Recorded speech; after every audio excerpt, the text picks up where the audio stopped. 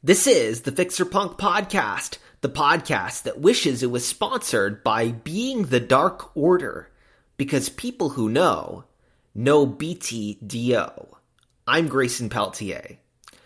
So this is the wrestling episode that I promised you on the last episode. I'm trying to follow through with these kinds of things a little bit better.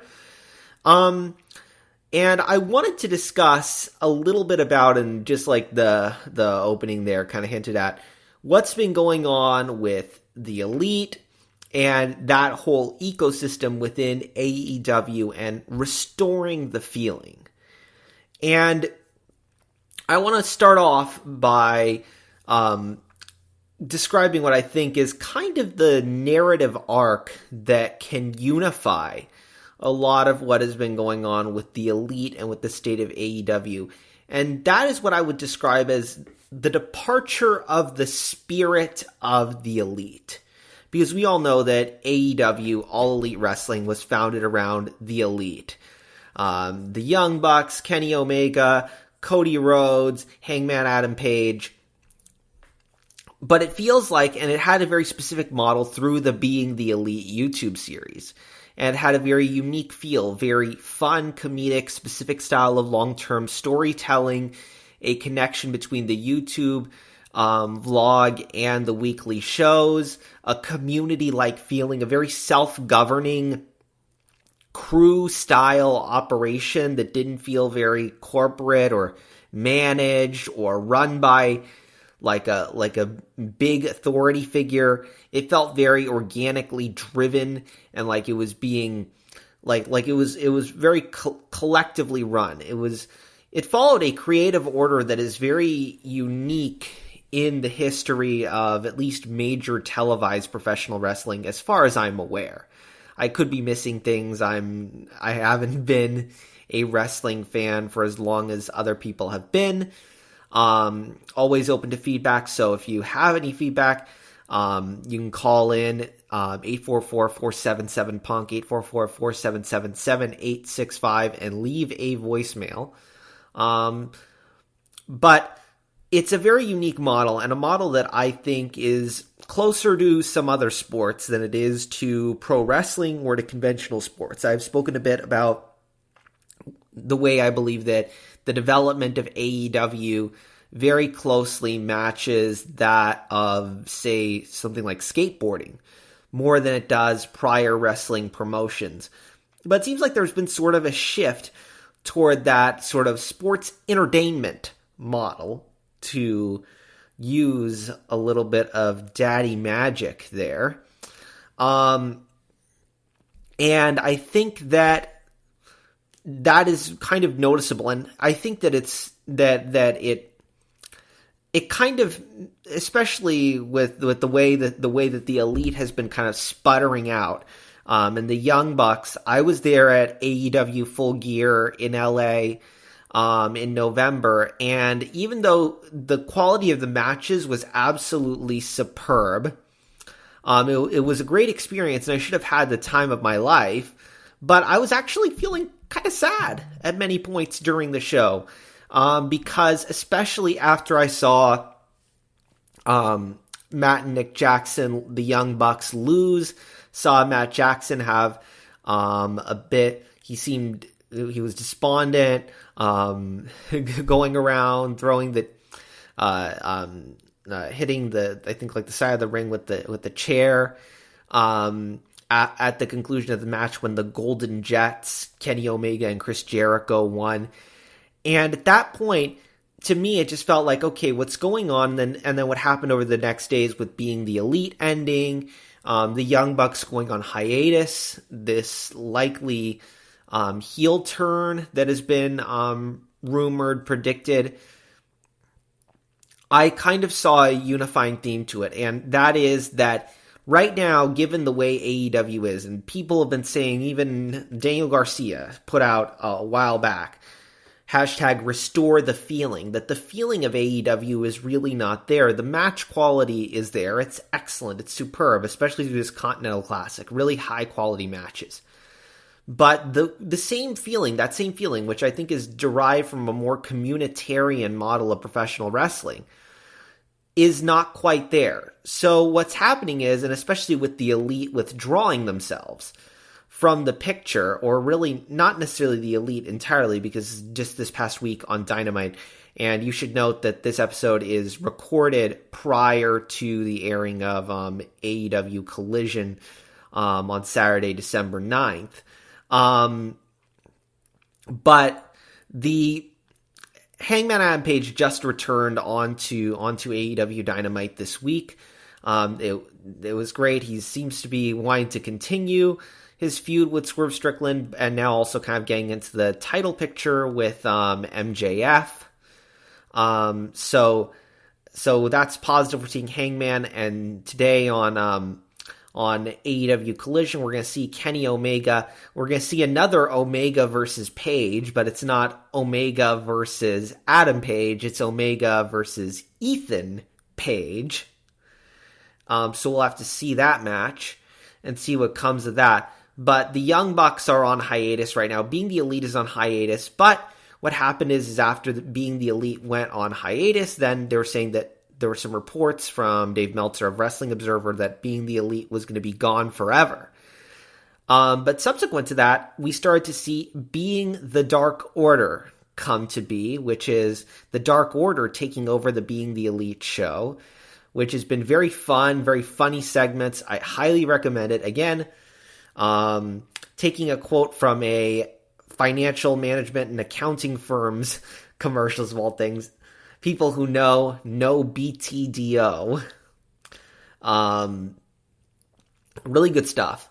And I think that's very emblematic of what's happening right now, is that because the spirit of the Elite, the people that have held it together, the Young Bucks, Matt and Nick Jackson, have been off of AEW TV. It's evident in the way things are going. Of course, you have the dominant narrative going through AEW TV right now is the Continental Classic, and that is a very sport-based wrestling model. It isn't the Being the Elite style. It's not driven by bits on a comedy YouTube channel. It's not driven by like the narratives around friendship and fighting for what you believe in. Those common Being the Elite and sort of a higher level of social consciousness and positive masculinity, those things that the Being the Elite model has really been known for and were really emblematic of in the Hangman Adam Page story, which I believe is really the masterpiece of the Being the Elite model. It's a different model. So what we're seeing right now in AEW is a different model, and you're seeing sports entertainment type elements.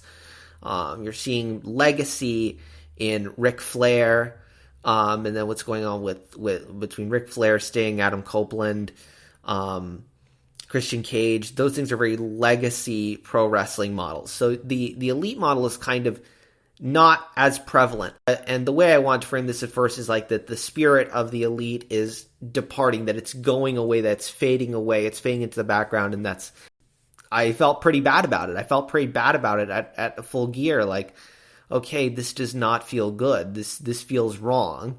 We need to restore the feeling. But the way I've come to frame it, because I believe in living with a live, love, super kick attitude, is that this is a challenge to the remainder of the AEW roster. And that's why I did an article a couple of weeks back on Brandon Cutler's Stand Tall, Don't Back Down, Be Elite song.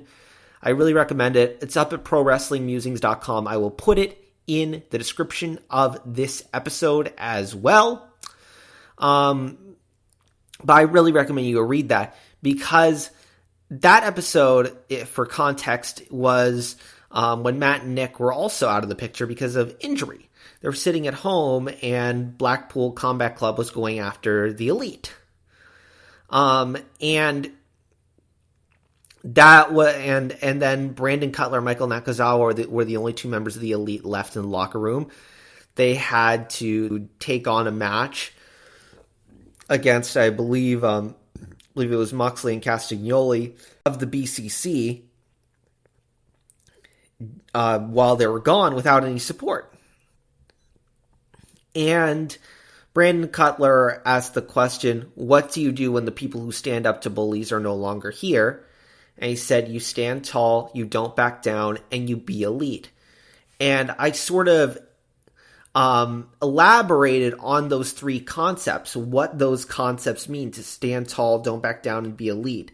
And I think that you should go read the article. But in short, it's to show a level of strength and a commitment to what you are and your uniqueness and what you uniquely are, instead of conforming to what everybody else wants you to do. And to do that with a high level of excellence, even in the absence of support, even riding solo. And the way I see it is that this sort of departure here of the elite is a challenge. It is a challenge to the people in the AEW roster that have come to know, love, and appreciate the Young Bucks model of professional wrestling, the change the world, the killing the business model of doing things, this unique alternative culture that they have built up. That's self-governing, that's fun, that's exciting, that's dynamic, that's socially conscious, that's not corporately controlled, that's not based on top-down control, that's not tethered to the legacy of professional wrestling as much as it is to creating a new thing, while still acknowledging and respecting the very positive parts of the history of professional wrestling. I want to keep that in mind, because there's this whole thing of like, AEW wrestlers don't take advice from veterans. I think that is it's in a way it's fallacious. And in a way it's an exaggeration. Taz had his own opinions on that, saying that wasn't a matter of disrespect. And I agree with him on that. But you see the connection like between the Bucks and the Hardys. Hardys are very esteemed pro wrestlers, almost made it into the WWE Hall of Fame. Strong connection between the Hardys and the Bucks. Hardys were a big part of being the elite. It's because they're part of the same cultural line and the same cultural progeny, and they have shared values. So there is a respect and a collaboration between those because of their shared values, their shared community, that maybe doesn't exist between those who believe in being the elite model and those who are tied to the older models of professional wrestling or the sports entertainment model. So I think there is a respect for veterans, but there is not a respect for those who are not within their same culture. And just because it's not, and just because they're professional wrestlers doesn't mean that it's the same culture. And I think that's a very, very important distinction, is that expertise in one style of professional wrestling is not necessarily translatable into this new model created by the elite era model of professional wrestling storytelling and performance. And that's a very important distinction to make when we're studying this, is that there's going to be reciprocity with those who believe in the same culture and the same values, but not reciprocity with those who also happen to be professional wrestlers, but of the old model. And I think that really the line of study needs to be kind of adjusted a bit in that direction, understanding this is an alternative self-governing culture, which I think that after all the crises AEW has been through and trying to achieve profitability, apparently they've achieved their highest revenue ever. At least that's what I believe I read. But it is a different model, and I think that needs to be acknowledged a bit more. Chris Jericho was apparently there was an interview where he said that everybody in the wrestling business would benefit from spending 6 months working for Vince McMahon.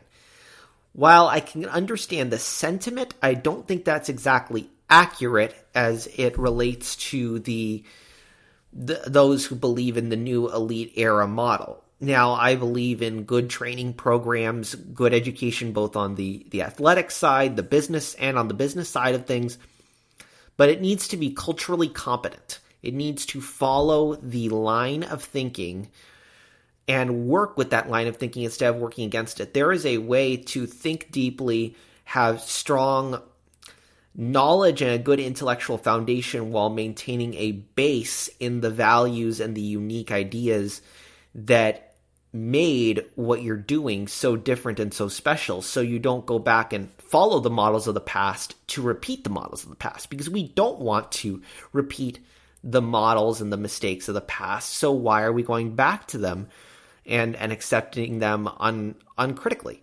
I understand Chris Jericho's sentiment. I understand what he was probably trying to say. I did not hear the entire context of that statement, but there are better ways, but it requires a lot of intellectual processing and thinking about things that I think that a lot of the academic work that's been done around skateboarding culture and the action sports cultures, I think, can really inform this way of thinking and making it be established, having it have its own ivory tower, instead of saying that the only established evidence-based business, solid by the nature of business acumen version of professional wrestling is the McMahon model, the Jackson model, the Elite Era model could also be valid, and it can have a strong foundation, a strong standing, and its own strong ecosystem of its own, but it requires a bit more intellectual elucidation. And a lot of the work that's been done in skateboarding academia, I think, could be a guide to that. I think I've mentioned before on this podcast, I actually studied skateboarding and action sports in business media and culture at USC. It was a course that I took at USC while I was pursuing my degree in political science. And there's a good amount of research in that area, and it shows that there is that there isn't as much of a connection to authority figures, but there is a connection to people who are within that culture, who are within that community, and there is a respect for those people. I believe that was in in the USC skate study that Neftali Williams, my professor, was involved in. So when you're talking about like creating training programs and a culture, you have to design it in a way that is culturally competent to the ideas of this new model of professional wrestling, not simply repeating the mistakes of the past. And that's why that Stand Tall, Don't Back Down, Be Elite article is really good. And I think that is a good direction-setting thing. It's a good North Star to have, those ideas to stand tall, remain strong against opposition, don't back down just because the Young Bucks are gone for now. Don't back down from being that type of person and from what you believe in and what you want to create and the creativity you want to show inside and outside the ring, and be elite. Do it in a way that shows excellence and shows that your model is just as valid as the other guys' models. I think that's a good North Star to keep. And the good news is we're seeing it happen. Even as this stuff we're not seeing like being the elite. I was scared it was gone. A lot of people were scared that being the elite was going to be gone, but we got being the Dark Order. The Dark Order was, some people even said, like, I loved what the Dark Order did. I really became a big fan of the Dark Order and what they did with Hangman Adam Page. I've spoken a lot about it. I've written articles on it. So the Dark Order has taken over being the elite. We have being the Dark Order. So they are remaining elite in the absence of the Young Bucks. They're passing the test.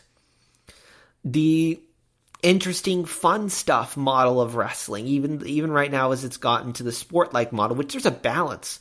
We can have all of the above. We can have some sport-like, very like strict combat sport, pure wrestling. We can do that kind of stuff. We can do stuff like the Continental Classic, and we can also have some fun comedy type stuff, lots of high-flying lucha libre. We can do all of the above. All these styles can coexist and exist in community if they're allowed to thrive all on and working within their own models and exhibiting them. And I think that there is a fan base for each of them, and they can all thrive and work together, even beyond being part of the same company, being even part of the same shows.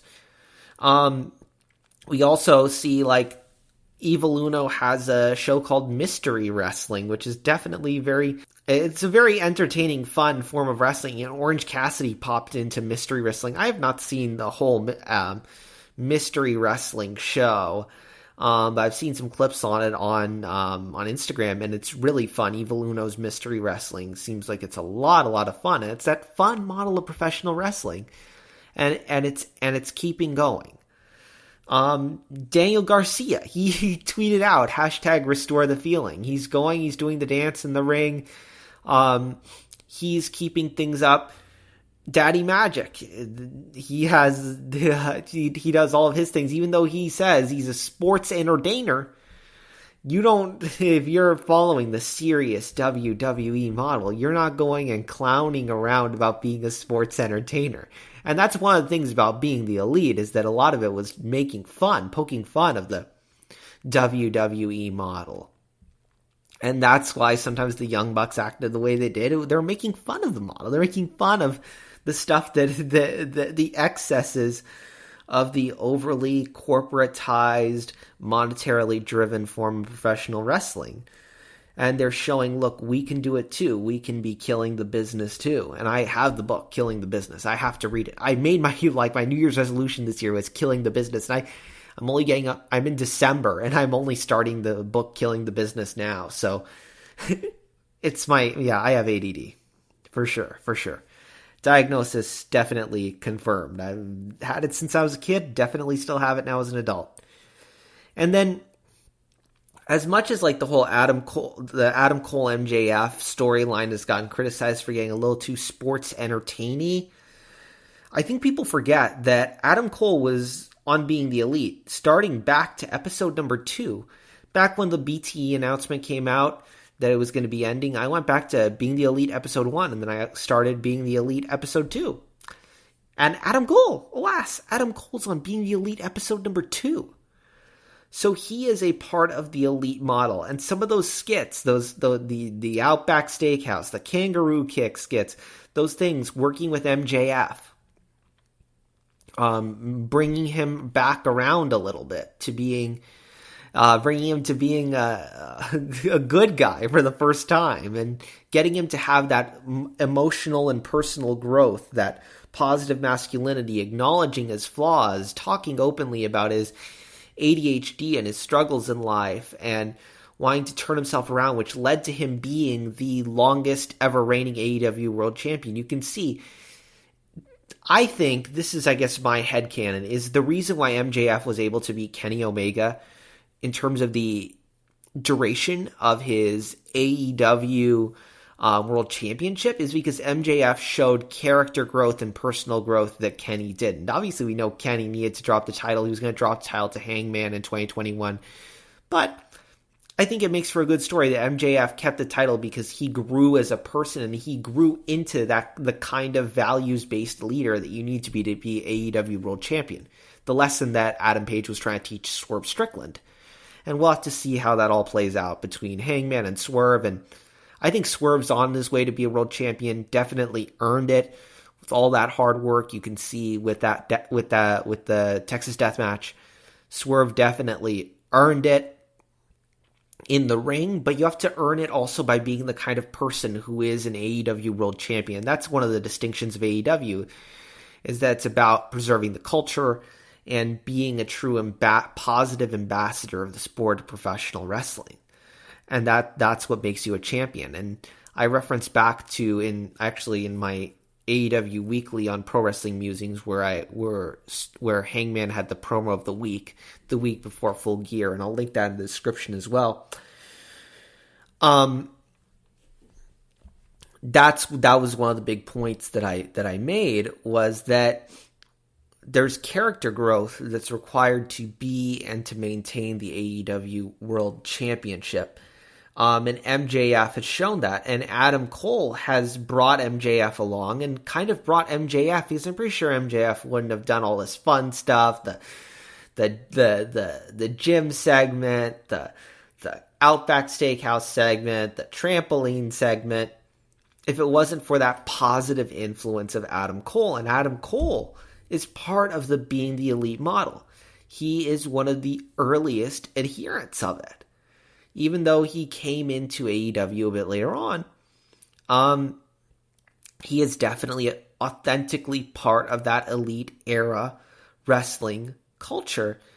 And he shared that with MJF and turned MJF around to the point where he's talking very positively about the Young Bucks and the elite and what they've done to create AEW. So even with the Bucks themselves leaving for a bit, we're seeing that, look, it's working. It's still happening. They are remaining elite in their absence.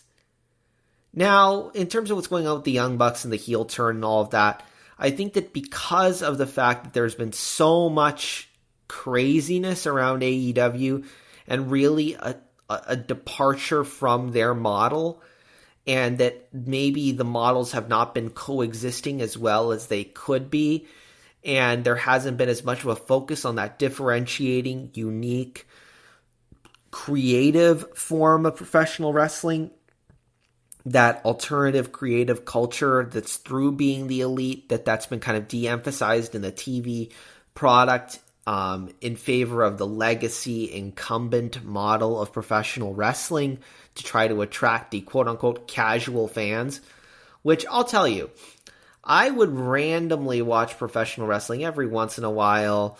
I even used to watch CM Punk promos and stuff like that. And what made me an AEW fan, what made me a wrestling fan, what made me so enthusiastic about it was the being the elite storytelling model. And Hangman Adam Page, his story, I saw some clips of it on social media. It really intrigued me, and I turned on AEW back in 2021, and I became a huge fan. So having that differentiator of having something different that can deeply and personally, emotionally connect with people, which is what that elite era model does so well, that can also engage casual fans. You don't just have to keep bringing out the legacy of the sport, but you can do them. You can do them both at the same time. It's just that balance kind of got out of balance a little bit. And I think that the Young Bucks in storyline are feeling that. They're feeling it. So Matt Jackson's anger there is a bit of righteous indignation, especially with Kenny Omega being pulled away to Chris Jericho, and he's just there with doing mostly Jericho stuff, Golden Jet stuff, rather than the elite stuff. It's righteous indignation because Matt and Nick built this thing. They built AEW. Indisputably, they built AEW. They made it what it was. And they're feeling like they're losing control of it, and like it's going to what they didn't want, that the killing the business spirit is not there anymore. The attitude is not there anymore. So it's righteous indignation. So if they come back as heels, I think it's a righteous indignation type of heel.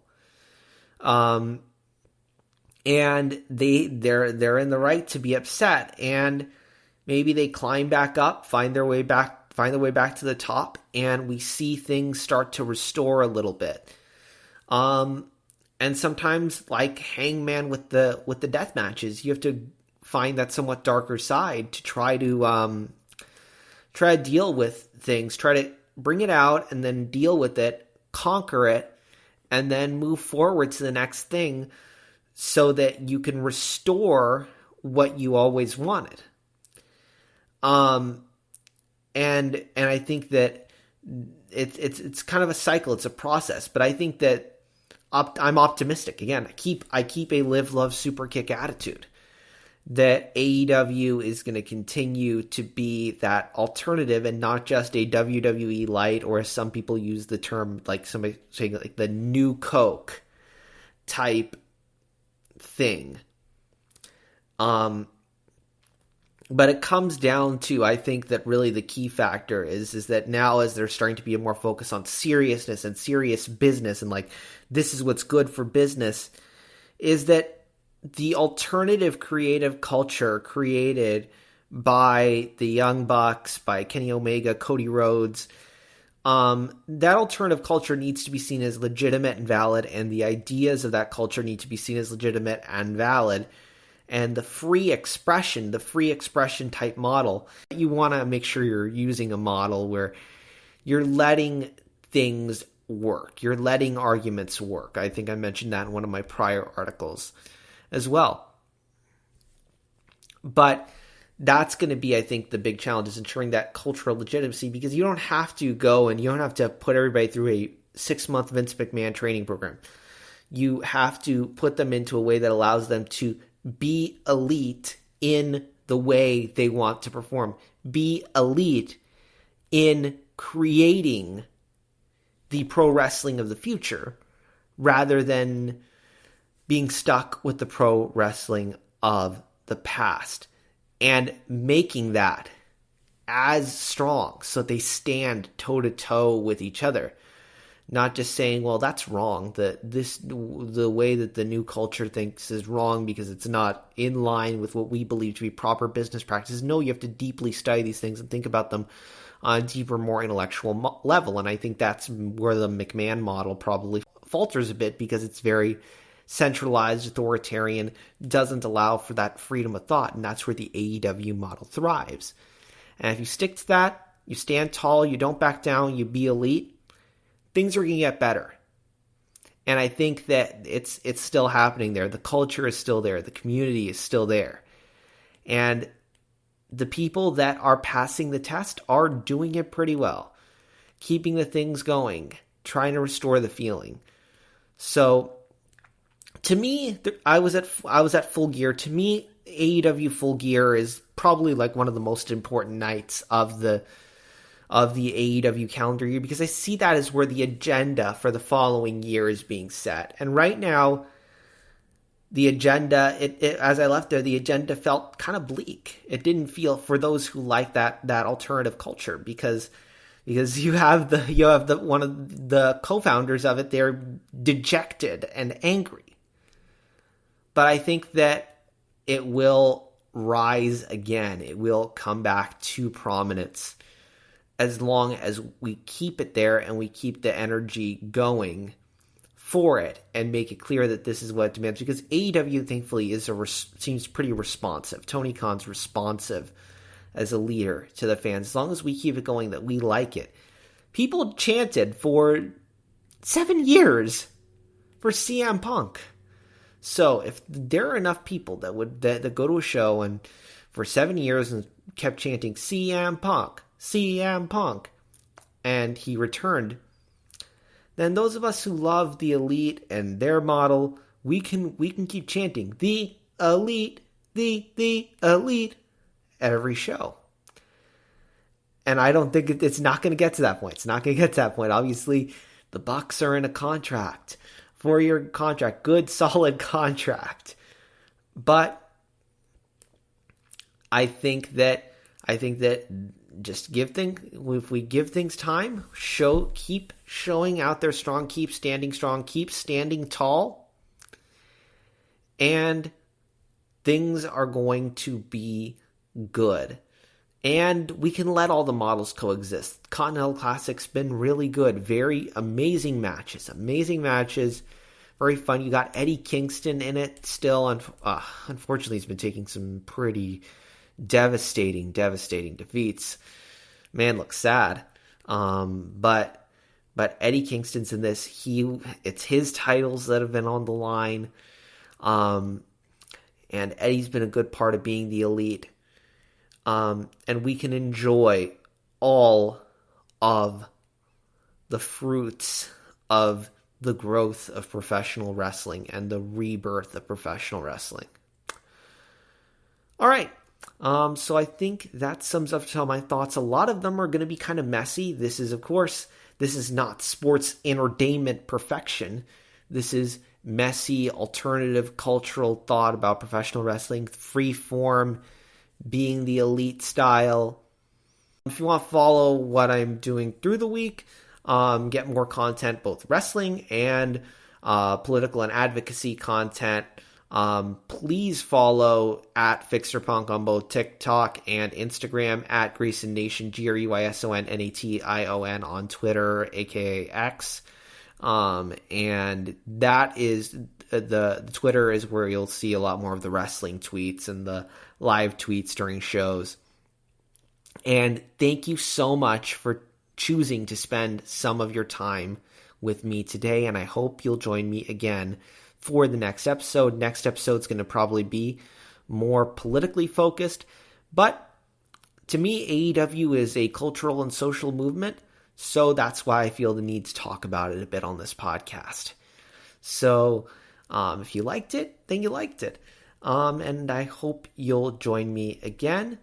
And again, thank you so much for choosing to spend some of your time with me today. This content is for entertainment and general informational purposes only. We do not warrant or guarantee the accuracy of the information herein. It does not constitute medical, financial, legal, or business advice. The listener should not rely solely upon such and consult a competent professional before deciding to follow any course of action.